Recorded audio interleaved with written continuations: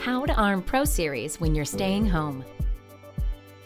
In this video, you'll learn how to turn on or arm your ProSeries control panel when you're staying home. First, check to make sure you don't have any windows or doors open. This will show on the left side of the screen. In this case, the basement door is open.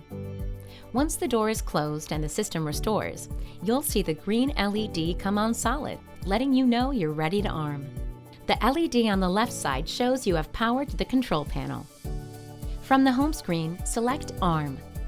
Select Arm Home, which means you're staying home. Enter your user code. At this point, the panel will count down its exit delay, which you see here. It won't beep because you're staying home and don't want to be disturbed.